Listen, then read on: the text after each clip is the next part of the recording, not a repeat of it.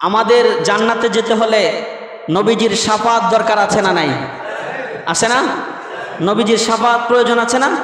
দেখেন, যারা জালেম তাদেরকে নবীজি শাফাত করবেন না। মোল্লার কথা না, আল্লাহর কোরআনে আছে। কোথায় আছে?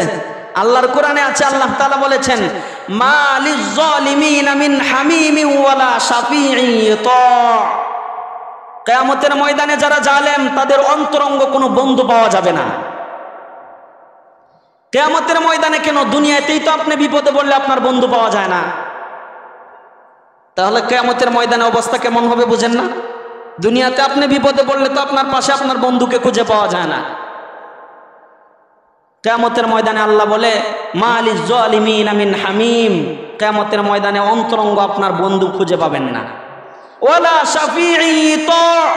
যার সুপারিশের মাধ্যমে আপনার জান্নাত অর্জিত হবে, জান্নাত পাবেন, সেই নবীও জালেমের পক্ষে সুপারিশ করবেন না। জালেমের পক্ষে সুপারিশ করবেন না। সেদিন একমাত্র ক্ষমতার মালিক কে? সেদিন একমাত্র ক্ষমতার মালিক কে? আল্লাহ। আল্লাহ তাআলা বলেছেন, লিমানিল মুলকুল ইয়াউম লিল্লাহিল ওয়াহিদিল কাহ্হার। আল্লাহ তাআলা বলেন, সেদিন একমাত্র একচ্ছত্র ক্ষমতার মালিক আমি আল্লাহ। পৃথিবীর আর কোনো মানুষের সেদিন কোনো ক্ষমতা থাকবে না কারো সুপারিশ করার জন্যে। আল্লাহ তাআলা যদি সেদিন কারো পক্ষে সাপোর্ট না করে, আল্লাহ তাআলা যদি তার নিজ দয়ায় কাউকে জান্নাত না দেন, সেদিন বিচারের মালিক একমাত্র আল্লাহ। আজকে যেমন বিচার কার্যের মাধ্যমে বিচারের জায়গায় আদালতে যদি বন্ধু থাকে, ভাই থাকে, তাহলে বিচার সহজ হয়ে যায়। রেল স্টেশনে যদি বন্ধু থাকে তাহলে রেলের টিকিট আগে পাওয়া যায়, পাওয়া যায় না? হ্যাঁ, কিয়ামতের ময়দানে যদি আল্লাহ তাআলা আপনার সঙ্গী না হন, তাহলে জান্নাতে যাওয়ার জন্য আপনার বড় কঠিন হয়ে যাবে। কারণ আজকে আমরা এতটুকু জানব যে জুলুম কত প্রকার ও কি কি, এবং কোরআন হাদিসের দৃষ্টিতে জুলুমের পরিণতি কি। যদি সময় পাওয়া যায় তাহলে আরেকটু ইঙ্গিত দেওয়ার চেষ্টা করব। বর্তমান যে প্রাকৃতিক দুর্যোগ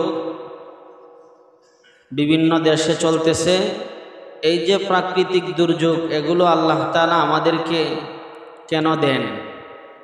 এগুলো দেওয়ার পরে আমাদের করণীয় কি, এই বিষয়টাও আমাদের জানা উচিত।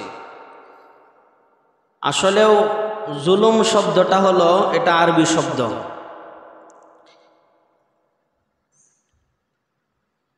যেহেতু জুলুম এটা আরবি শব্দ, আর যাকে যে জুলুম করে তাকে জালেম বলা হয়, আর যার উপর জুলুম করে তাকে মাজলুম বলা হয়। প্রথম কথা হলো, জুলুম এটা কি শব্দ? জবান তালা মারলে তো লাভ নাই, তালা খুলতে হইব। জুলুম এটা কি শব্দ? আরবি শব্দ। যে ব্যক্তি জুলুম করে তাকে বলা হয় কোরআনের ভাষায় জালেম, জালেম। আর যিনি জুলুমের শিকার, যার উপর জুলুম করা হয়, তাকে বলা হয় মাজলুম, তাকে বলা হয় মাজলুম। পবিত্র কোরআনে কারিমের ভিতরে শুধু জুলুম শব্দটা এসেছে 130টা আয়াতের অধিক আয়াতের ভিতরে। শুধু জুলুম শব্দটা এসেছে কত আয়াতে? 130টা আয়াতের ভিতরে জুলুম শব্দটা আছে পবিত্র কোরআনে। এর ভিতর থেকে সরাসরি যিনি জুলুম করে জালেম, তার শাস্তি এবং তার পরিণতি সম্পর্কে 70টা আয়াতের ভিতরে আল্লাহ তাআলা উল্লেখ করেছেন। কতটা আয়াত? 70টা আয়াতের ভিতরে আল্লাহ তাআলা সরাসরি জালেমের শাস্তি এবং নিন্দা বর্ণনা করেছেন। কতটা আয়াত? 70টা আয়াতের ভিতরে। আর 130টা আয়াতের ভিতরে আছে হলো জুলুম শব্দটা। তাহলে যেই বিষয়ে আলোচনা হচ্ছে কোরআনে আছে তো নাকি? হ্যাঁ আছে। দেখেন জুলুম 3 প্রকার। কয় প্রকার? জুলুম 3 প্রকার। তামাম পৃথিবীতে যত জুলুম আছে সব 3 প্রকার। সব কয় প্রকার? 3 প্রকারের অন্তর্ভুক্ত। এক প্রকার জুলুম হলো সরাসরি আল্লাহর উপর যিনি জুলুম করে তাকে জালেম বলা হয়। এক প্রকার জুলুম হলো সরাসরি আল্লাহর সাথে জুলুম করা, সরাসরি আল্লাহর সাথে জুলুম করা। দ্বিতীয় নাম্বার প্রকার হলো নিজের সাথে নিজে জুলুম করা, নিজের সাথে নিজে জুলুম করা। 3 নাম্বার হলো একজন আরেকজনের উপর জুলুম করা, একজন আরেকজনের উপর জুলুম করা। পৃথিবীতে যত জুলুম আছে সব এই 3 প্রকারের ভিতরে আছে, সব এই 3 প্রকারের ভিতরে আছে। একটা হলো সরাসরি আল্লাহর সাথে জুলুম করা, দ্বিতীয় হলো নিজে নিজের সাথে জুলুম করা, তৃতীয় হলো একজন আরেকজনের উপরে জুলুম করা। এই জুলুম শব্দের অর্থ হলো যেই বস্তুটা যেখানে রাখার কথা ছিল এখানে না রেখে অন্য জায়গায় রাখার নামই হলো জুলুম। মনে করেন এই বস্তুটার উপযুক্ত জায়গা ছিল এখানে, আপনি এখানে না রেখে আরেক জায়গায় রাখলেন, এটাই জুলুম। এটাই কি? জুলুম। দেখেন সরাসরি আল্লাহর সাথে মানুষ কিভাবে জুলুম করে, সরাসরি আল্লাহর সাথে মানুষ কিভাবে জুলুম করে। আমাদের অনেকের অবাক লাগতে পারে যে কিভাবে আল্লাহর সাথে জুলুম করে, কিন্তু আপনি দেখেন আমাদেরকে আল্লাহ তাআলা সৃষ্টি করে পৃথিবীতে পাঠিয়েছেন কেন জানেন? কেন পাঠিয়েছেন? আল্লাহ তাআলা পবিত্র কোরআনে কারিমে বলেছেন, ওমা খালাকতুল জিন্না ওয়াল ইনসা ইল্লা লিয়াবুদুন, আমি মানুষ এবং জিন জাতিকে একমাত্র আমার ইবাদত বন্দেগী আর দাসত্ব আর গোলামি করার জন্য পৃথিবীতে পাঠিয়েছি। স্পষ্ট হয়ে গেল আল্লাহ তাআলা আমাদেরকে পাঠিয়েছেন আল্লাহ তাআলার গোলামি করার জন্য, আল্লাহ তাআলার গোলামি করার জন্য। মানুষকে যেহেতু আল্লাহ তাআলা পৃথিবীতে পাঠিয়েছেন আল্লাহর গোলামি করার জন্য, মানুষ যখন আল্লাহর গোলামি বাদ দিয়ে অন্য কারো গোলামি করে আর দাসত্ব করে, সেটাই হয় সরাসরি আল্লাহর সাথে জুলুম, সেটাই হয় সরাসরি আল্লাহর সাথে জুলুম। কেমনে করে হয়? আমরা যখন নামাজে দাঁড়াই তখন পড়ি ইয়্যাকা না'বুদু ওয়া ইয়্যাকা নাস্তাঈন, অর্থ হলো আল্লাহ আপনারই ইবাদত করি এবং আপনার নিকটই সাহায্য চাই, আপনারই ইবাদত করি এবং আপনার নিকটই সাহায্য চাই। যখন আবার মসজিদ থেকে বের হয়ে গিয়া মানুষের কাছেও সাহায্য চাই, জীবিত মানুষের কাছেও চাই, মৃত মানুষের কাছেও চাই। যারা নামাজে বলতেছে সাহায্য চাওয়ার মালিক একমাত্র আল্লাহ, ইবাদত করে তার, নামাজ শেষ করে বাহিরে গিয়া জীবিত মানুষের কাছেও সাহায্য চাই, আবার মৃত মানুষ যারা আছে তাদের কাছেও সাহায্য চাই। এরকম মানুষ আমাদের দেশে আছে না নাই? আছে না? এই যে সরাসরি আল্লাহর সাথে জুলুম করতেছে, কারণ হলো কিছু দেওয়ার মালিক একমাত্র কে? একমাত্র কে? আল্লাহ। আপনাকে আমাকে সুস্থ রাখার মালিক কে? সম্পদ দেওয়ার মালিক, সব কিছু দেওয়া নেওয়া এগুলার মালিক একমাত্র আল্লাহ। যখন আপনি আল্লাহকে বাদ দিয়ে অন্য কারো কাছে চান, অন্য কারো কাছে সাহায্য প্রার্থনা করেন, তখনই সরাসরি আপনি আল্লাহর সাথে জুলুম করেন, সরাসরি আল্লাহর সাথে জুলুম করেন। কারণ হলো, আচ্ছা পৃথিবীতে সবচেয়ে বড় জালেম কে বলতে পারেন? পৃথিবীতে সবচেয়ে বড় জালেম কে বলতে পারেন কেউ? হ্যাঁ, পৃথিবীতে সবচেয়ে বড় জালেম কে এটা আমাদের জানা নাই। দেখেন, জেনে নেন পবিত্র কোরআন থেকে। পৃথিবীতে সবচেয়ে বড় জালেম হলো, আমরা মনে করি ফেরাউন, যারা মানুষ মারে তারা, আমরা মনে করি নমরুদ, কারুন, এরা মনে হয় পৃথিবীতে সবচেয়ে বড় জালেম। কিন্তু আমাদের এরকম ধারণাগুলি ঠিক না। আল্লাহ তাআলা পবিত্র কোরআনে কারিমে সূরা লুকমানের ভিতরে আল্লাহ তাআলা বলেছেন, ইন্না শিরকা লাজুলমুন আজিম। পৃথিবীতে সবচেয়ে বড় জুলুম হলো আল্লাহর সাথে কাউকে শরীক করা। আল্লাহর সাথে কাউকে শরীক করা পৃথিবীতে সবচেয়ে বড় জুলুম, আল্লাহ তাআলা বলেছেন পবিত্র কোরআনে। এই কাজটা অসংখ্য মানুষ করে না? হ্যাঁ, অসংখ্য মানুষ করে এই কাজটা, আল্লাহর সাথে শিরিক করে। কারণ মানুষ যখন আল্লাহর কাছে চাওয়া বাদ দিয়া মৃত মানুষের দরবারে গিয়া চায় পড়ে থাকে, তখন সরাসরি আল্লাহর সাথে জুলুম হয়, সরাসরি আল্লাহর সাথে জুলুম হয়। আল্লাহ এ বান্দার উপর রাগ হয় যে আমি তোকে সৃষ্টি করেছি, আমার কাছে না চায়া তোর মতো আরেকজনরে তাকেও আমি সৃষ্টি করেছি, তার কাছে সাহায্য প্রার্থনা করস, তাহলে তোর চেয়ে বড় জালেম আর কে হইতে পারে? তোর চেয়ে বড় জালেম আর কে হইতে পারে? তুই আমাকে বাদ দিয়ে অন্য কারো কাছে সাহায্য প্রার্থনা করো। এজন্য সবকিছু চাইতে হবে কার কাছে? আল্লাহর কাছে। আল্লাহ ছাড়া অন্য কারো কাছে চাওয়া যাবে না। যদি চাই তাহলে সেটা আল্লাহর সাথে সরাসরি জুলুম হবে। সময় যেহেতু সংক্ষিপ্ত, আমি কথা বলবো শেষ সাবজেক্টটা নিয়ে। দ্বিতীয় নাম্বার হলো নিজে নিজের সাথে কিভাবে জুলুম করে। নিজে নিজের সাথে কিভাবে জুলুম করে এটা বুঝেন। নিজে নিজের সাথে জুলুম করে এভাবে যে নিজে আল্লাহর হুকুম বাদ দিয়া নিজের মনে যা চায় তাই করে, তখন বান্দা তার নিজের উপর নিজে জুলুম করে, নিজের উপর নিজে জুলুম করে। ধরেন এখন মসজিদে আজান হয়েছে জুমার, দায়িত্ব আর কর্তব্য আর বিধান হলো জুমার নামাজ আদায় করা। কারো মন চাইলো আমি নামাজে যাবো না, বৈশা বৈশা টিভির পর্দায় গান দেখল। সে কি আল্লাহর বিধান পালন করলো না নিজের নফসের গোলামি করলো? হ্যাঁ, নফসের গোলামি করছে না? আল্লাহ তাআলা বলেছেন একমাত্র আমাদেরকে দুনিয়াতে পাঠাইছেন আল্লাহর ইবাদত করার জন্য, আল্লাহর গোলামি করার জন্য।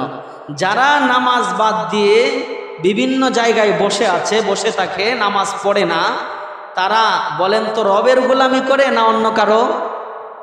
হ্যাঁ, কার গোলামি করে? অন্য কারো গোলামি করে না।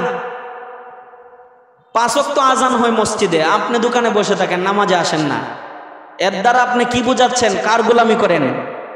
আল্লাহ না অন্য কারো? যদি আল্লাহর গোলামি করতেন তাহলে তো মসজিদে আসতেন। তার মানে বোঝা আপনি আল্লাহ ছাড়া অন্য কারো গোলামি করেন, সেটাকে শয়তানের গোলামি করেন। কার গোলামি? শয়তানের গোলামি করার মাধ্যমে আপনি নফসের সাথে জুলুম করতেছেন, নফসের সাথে জুলুম করতেছেন। এই ধরনের আরো অসংখ্য নফসের সাথে জুলুম আছে।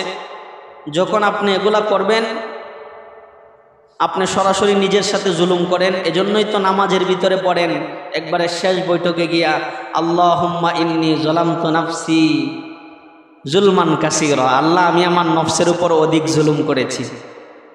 যদি জুলুম না করতেন তাহলে তো এই কথা বলতেন না। জুলুম করেন এজন্যই বলেন।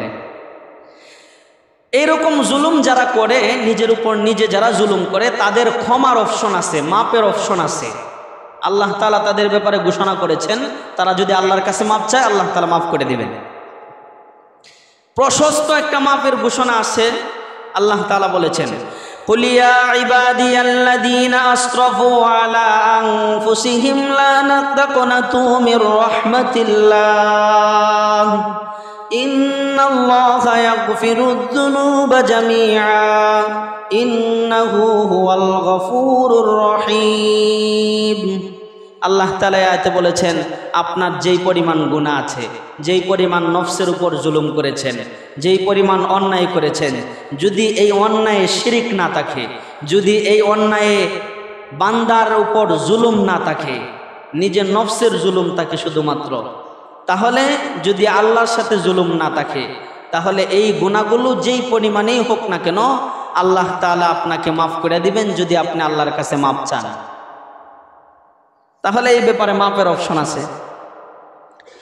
আর দ্বিতীয় যে ব্যাপারটা,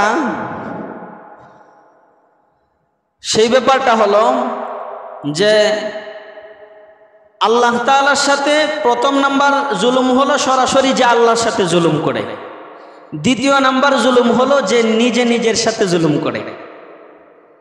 তৃতীয় নাম্বার জুলুম হলো যখন একজন আরেকজনের উপর জুলুম করে, একজন আরেকজনের উপর জুলুম করে।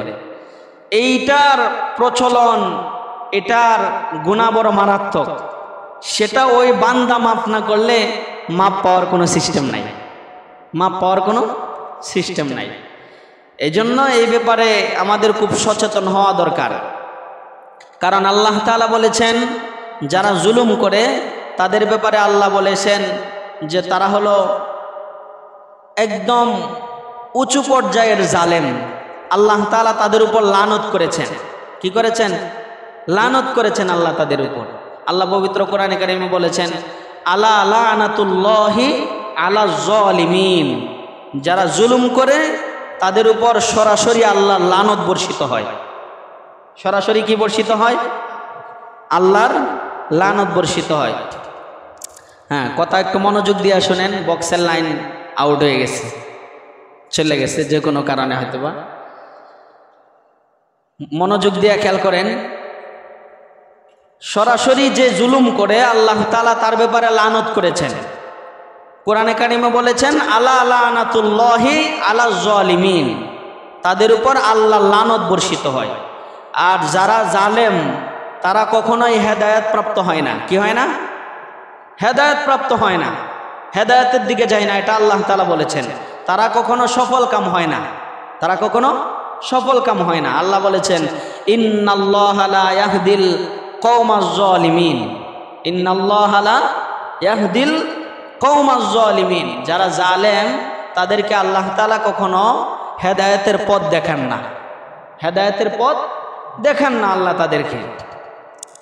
উদাহরণস্বরূপ ধরেন যারা জুলুম করে তারা তাদের মঞ্জিলে মাকসাদ দে পৌঁছাইতে চায়, তারা তাদের সফলতার উচ্চ শিখরে পৌঁছাইতে চায়। যারা জুলুম করে আল্লাহ তাআলা বলেন তাদেরকে সেই সফলতার উচ্চ শিখরে আল্লাহ তাআলা কখনো পৌঁছার সুযোগ দেন না, কখনো পৌঁছার সুযোগ দেন না। কথা বোঝা যায়? হ্যাঁ, স্পিকার মনে হয় ব্যাটারি গেছে গা।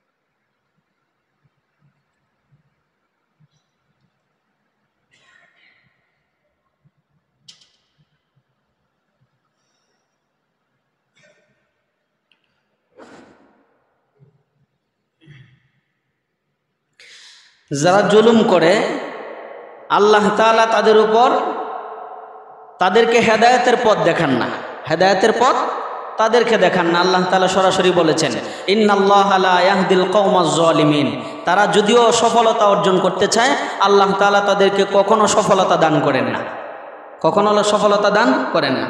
উদাহরণ দিলে খুব সহজেই বুঝবেন। পৃথিবীতে একজন বড় বাদশা ছিল যার নাম ছিল সাদ্দাত, শুনেন নাই? হ্যাঁ, তিনি সফলতার উচ্চ শিখরে পৌঁছার চেষ্টা করেছিলেন জুলুমের মাধ্যমে। আল্লাহ তাআলা তার সব স্বপ্ন ভেঙে চুরমার করে দিয়েছেন। তিনাকে যখন হুদ আলাইহিস সালাতু ওয়াস সালাম, লূত আলাইহিস সালাতু ওয়াস সালাম, নবীদের সর্বপ্রথম কাজ ছিল যারা রাষ্ট্রের প্রধান তাদের কাছে দাওয়াত পৌঁছাইতো। যখন হুদ আলাইহিস সালাতু ওয়াস সালাম সাদ্দাতের নিকট দাওয়াত পৌঁছাইছে, আল্লাহ তাআলা জান্নাতের কথা বলেছে, জাহান্নামের কথা বলেছে, তখন সাদ্দাত বলে জান্নাত কিসের তৈরি বলেন? নবী বলে জান্নাত তো স্বর্ণ আর রূপার তৈরি। সাদ্দাত নবীকে বলে ঠিক আছে, তাহলে আল্লাহ তাআলার আপনার রবের জান্নাত আমার দরকার নাই, স্বর্ণ আর রূপা দিয়ে আমি নিজেই জান্নাত তৈরি করব, নিজেই জান্নাত তৈরি করব। নিজে তার যত প্রদেশ আছে, তার যত মন্ত্রী আছে সকলের নিকট বলে দিছে যে যেখানে যেখানে তোমরা স্বর্ণ আর রূপা পাও এগুলো আমার কাছে হস্তান্তর করবা, এগুলার মাধ্যমে তিনি ঐতিহাসিক বর্ণনা বলছি ২০ বছর সময় লাগিয়ে ২২,০০০ কর্মচারী নিয়োগ করে তিনি স্বর্ণ আর রূপার মাধ্যমে জান্নাত তৈরি করেছেন। ঐতিহাসিকরা লিখেছেন তিনি জান্নাতের হুর আল গেলমান বানিয়েছেন কি দিয়ে জানেন? ২৪-২৫ বছরের যুবক যুবতী আছে না, এদেরকে তিনি বাছাই করছে, এদেরকে দিয়া জান্নাতের ভিতরে জান্নাতের হুর আল গেলমান বানাইছে। বানানোর পরে যখন জান্নাত বানানোর কাজ শেষ, তখন তিনি তার জান্নাতটা ভ্রমণ করবেন, ঘুরে দেখবেন। সেজন্য তিনি একটা বাহনের উপর চড়ছে, উটের উপর চড়েছে, যাবে। যখন সেই জান্নাতের গেটের কাছাকাছি গেছে, গিয়া দেখে জান্নাতের গেটের সামনে একটা বৃদ্ধ বসা আছে। তখন বৃদ্ধ ডাক দিয়া বলে যে আপনার সাথে একটু কথা ছিল আমার, আপনি যদি একটু নামতেন, কানে কানে একটু কথা ছিল। তখন সাদ্দাত বলে এখন সময় না, একটু পরে বলি। সেই বৃদ্ধ ডাক দিয়া বলে এখনই বলতে হবে, এখনই বলতে হবে। তখন তিনি সোয়ারের উপর থেকে নেমে কানের কাছে গেলেন। সেই বৃদ্ধ কানের কাছে গিয়া বলে আরে আসলে আমি তো এই দুনিয়ার সাধারণ কোনো বৃদ্ধ না, আমি হলাম মালাকুল মউত আজরাইল আলাইহিস সালাতু ওয়াস সালাম। তখন বলে আমাকে একটু সুযোগ দেন, এত আশা করিয়া এত কিছু করিয়া আমি এই জান্নাতটা বানাইলাম, রূপা আর স্বর্ণ দিয়ে এই জান্নাতটা বানাইলাম, আমাকে একটু ঘোরার সুযোগ দেন, আমি একটু শুধু ভ্রমণ করে বের হয়ে আসি, তারপরে আমাকে নিয়ে চলে যান। এতটুকু সুযোগে দেন নাই, এতটুকু সুযোগও দেন নাই। আজরাইল বলে না, আর এক বিন্দু আপনি সামনে যেতে পারবেন না। এখানে একটা রহস্য আছে। কি রহস্য? তিনি যখন এই জান্নাতটা নির্মাণ করার জন্য স্বর্ণ আর রূপা আনছিলেন মানুষের কাছ থেকে, তার দলের একজন লোক, একমাত্র একটা প্রদেশে একটা মহিলা ছিল বিধবা, তার কোনো স্বামী ছিল না, তার কাছে সামান্য একটু রূপা ছিল, এটাই তার জীবনের সম্বল ছিল। সেটাও বাদশার স্বপ্ন পূরণ করার জন্য তার কর্মচারীরা নিয়ে আসছে। যখন নিয়ে আসছে তখন সেই মহিলা আর কিছু বলতে পারে নাই, শুধু আল্লাহর কাছে দোয়া করেছে, আল্লাহ আমার এই শেষ সম্বলটুকু নিয়ে গেল, যে নিয়ে গেছে যার স্বপ্ন পূরণ করার জন্য, তুমি তার স্বপ্নটা দুনিয়াতে পূরণ করো না, তুমি তার স্বপ্নটা দুনিয়াতে পূরণ করো না। আল্লাহ তাআলা সেই মাজলুমের দোয়া আল্লাহ তাআলা কবুল করে নিয়েছেন। শুরুতেই বলেছিলাম যার উপর জুলুম করা হয় তাকে কি বলা হয়? মাজলুম। মাজলুমের দোয়া আল্লাহ তাআলা কবুল করেছেন। সে যখন দরজার সামনে ঘুরবেন, আজরাইল বলে আর এক বিন্দু সময় দেওয়া যাবে না, আল্লাহর নির্দেশ, ইদা জাআ আজালুহুম লা ইস্তাখিরুনা সাআতাও ওয়া লা ইস্তাকদিমুন। আর এক সেকেন্ড সময় এদিক সেদিক পাইবা না, এখান থেকেই শেষ, এখান থেকেই শেষ। এর দ্বারা আল্লাহ তাআলা পৃথিবীর সমস্ত মানুষদেরকে বলে দিয়েছে কিয়ামত পর্যন্ত তাদের কাছ থেকে শিক্ষা নেও। যারা এই জুলুমের মাধ্যমে মানুষের উপর অন্যায় অবিচারের মাধ্যমে নিজেদের সফলতা অর্জন করতে চাবে, পশ্চিমকালেও নিজেদের সফলতায় গিয়ে পৌঁছতে পারবে না, নিজেদের সফলতায় গিয়ে পৌঁছা সম্ভব না যদি আল্লাহ তাআলা না পৌঁছায়। শুধু তাই না, যারা জালেম তাদের ব্যাপারে আল্লাহ তাআলা পবিত্র কোরআনে কারিমে বলেছেন যে তাদেরকে তো হেদায়েতের পথ দেখান না, দেখানেই না, তাদের দুনিয়াতে যত প্রশান্তি আছে সমস্ত প্রশান্তিগুলো আল্লাহ তাআলা তাদের থেকে ছিনায় নিয়ে যান। শুধু তাই না, আল্লাহ তাআলা আরো কোরআনে কারিমে আরেক জায়গায় বলেছেন ইন্নাল্লাহা লা ইউফলিহুজ জালিমুন, যে তাদেরকে আল্লাহ তাআলা কখনোই একদম সফলতার উচ্চ শিখরে পৌঁছার সুযোগ দেন না, যারা জুলুমের মাধ্যমে সফলতা অর্জন করতে চায়। কিন্তু আজকে দেখেন, এটাকে আমরা সামান্য গুনাহ মনে করি, সামান্য কিছু মনে করি যে নিজে একটু আরেকজনের উপর জুলুম করতে পারলে অনেক কিছু হয়ে গেলাম। আসলেও কিছুই না, এগুলো আপনার পরকালের জন্য ধ্বংস বয়ে আনতেছে। এই জুলুমের শাস্তি যদি আপনার আমল নামায় থাকে, পশ্চিমকালে আপনার ইবাদত কবুল হবে না, আল্লাহর কাছে আপনি পার পাবেন না। যারা জুলুম করে আপনি যদি তাদের সঙ্গী হন, দেখেন আল্লাহ তাআলা কোরআনে কারিমে কি বলে, ওয়ালা তারকানু ইলাল্লাযীনা যালামু ফাতামাসসাকুমুন নার। যারা জুলুম করে, জালেম, যারা জালেমের সঙ্গী হয়, সঙ্গ নেয়, কথায় কাজে মহব্বতে যে কোনোভাবে তার সমর্থন করে, আল্লাহ তাআলা বলেছেন ওয়ালা তারকানু ইলাল্লাযীনা যালামু ফাতামাসসাকুমুন নার, তাদেরকে আগুন অবশ্যই স্পর্শ করবে, আগুন থেকে তারা রেহাই পাবে না, অর্থাৎ তারা অবশ্যই জাহান্নামে পতিত হবে। খেয়াল করছেন আপনি? মনোযোগ দেন। যারা জালেমের সঙ্গী হয়, আজকে তো আমরা অকপটেই জালেমের সঙ্গী হয়ে যাই, জালেমের সঙ্গ নিয়ে ফেলি। একজন অন্যায় করতেছে, নিজের বিবেক থাকা সত্ত্বেও তার সাপোর্ট করি না? হ্যাঁ, কি মনে করলেন আপনি? আল্লাহর কোরআন সাক্ষী দিচ্ছে, ওয়ালা তারকানু ইলাল্লাযীনা যালামু ফাতামাসসাকুমুন নার। আপনি যদি জালেমের সঙ্গী হন, জালেমকে মহব্বতে হোক, যেভাবেই হোক, তার সঙ্গ নেন, আপনার ভয়ানক পরিস্থিতি আপনার পর্যবেক্ষণ করতে হবে। আল্লাহ তাআলা কিয়ামতের ময়দানে জান্নাতে যাওয়া আপনার জন্য দুষ্কর হয়ে দাঁড়াবে, জান্নাতে আপনি যেতে পারবেন না। আল্লাহ তাআলা বলছে ফাতামাসসাকুমুন নার, আগুন আপনাকে স্পর্শ করবে, আগুন আপনাকে স্পর্শ করবে। এজন্য আমরা তো আসলেও নিজেদের চলাফেরার ক্ষেত্রে একটু খেয়াল করি না, খেয়াল করে চলা উচিত। জীবনটা আর কয়দিনের? আচ্ছা বলেন তো, আমাদের জান্নাতে যেতে হলে নবীজির শাফাত দরকার আছে না নাই? আছে না? নবীজির শাফাত প্রয়োজন আছে না? দেখেন, যারা জালেম তাদেরকে নবীজি শাফাত করবেন না। মোল্লার কথা না, আল্লাহর কোরআনে আছে। কোথায় আছে? আল্লাহর কোরআনে আছে। আল্লাহ তাআলা বলেছেন, মা লিয-যালিমিনা মিন হামিমিন ওয়ালা শাফিঈন ইউতা। কিয়ামতের ময়দানে যারা জালেম, তাদের অন্তরঙ্গ কোনো বন্ধু পাওয়া যাবে না। কিয়ামতের ময়দানে কেন? দুনিয়াতেই তো আপনি বিপদে পড়লে আপনার বন্ধু পাওয়া যায় না, তাহলে কিয়ামতের ময়দানে অবস্থা কেমন হবে বুঝেন না? দুনিয়াতে আপনি বিপদে পড়লে তো আপনার পাশে আপনার বন্ধুকে খুঁজে পাওয়া যায় না। কিয়ামতের ময়দানে আল্লাহ বলে, মা লিয-যালিমিনা মিন হামিম। কিয়ামতের ময়দানে অন্তরঙ্গ আপনার বন্ধু খুঁজে পাবেন না। ওয়ালা শাফিঈন ইউতা, যার সুপারিশের মাধ্যমে আপনার জান্নাত অর্জিত হবে, জান্নাত পাবেন, সেই নবীও জালেমের পক্ষে সুপারিশ করবেন না, জালেমের পক্ষে সুপারিশ করবেন না। সেদিন একমাত্র ক্ষমতার মালিক কে? সেদিন একমাত্র ক্ষমতার মালিক কে? আল্লাহ। আল্লাহ তাআলা বলেছেন, লিমানিল মুলকুল ইয়াউম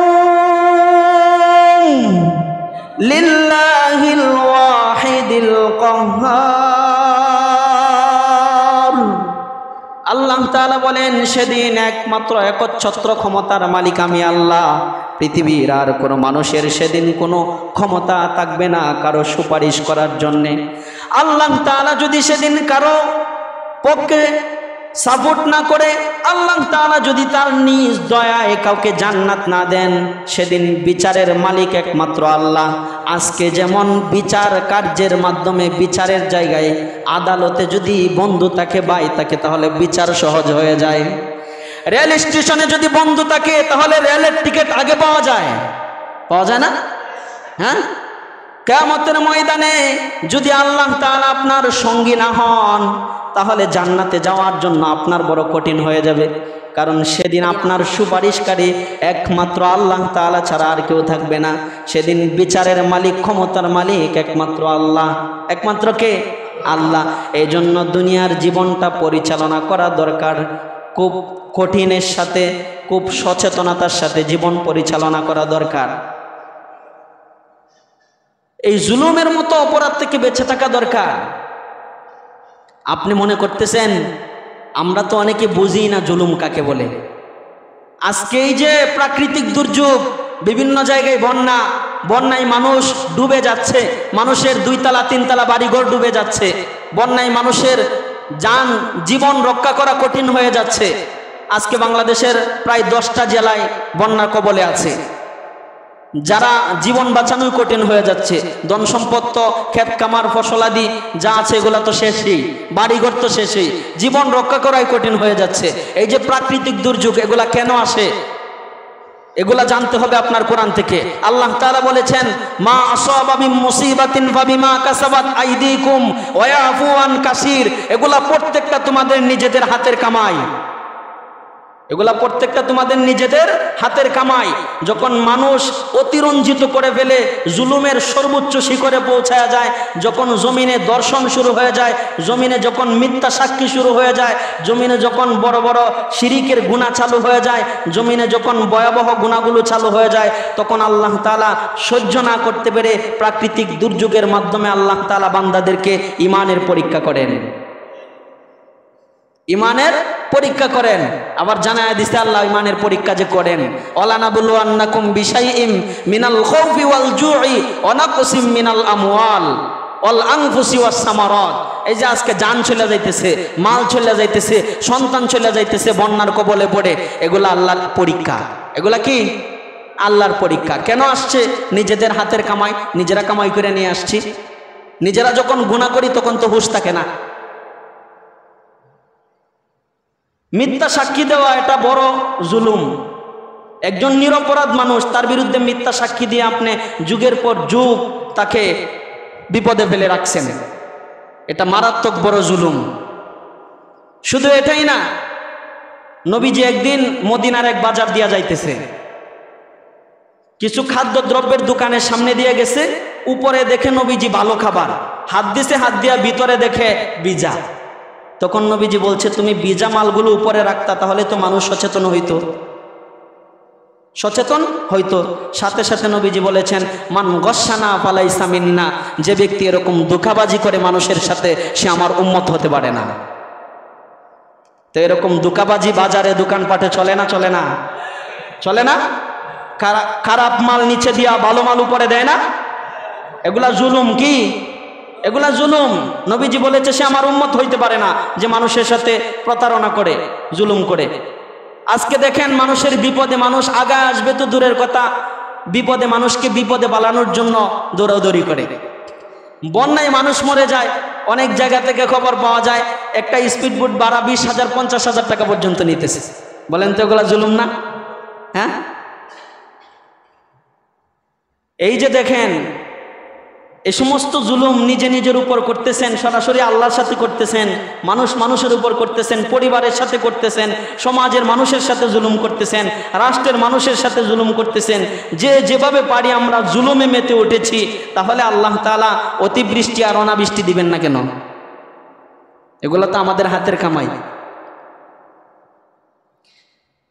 খবরদার, মনে রাখা উচিত।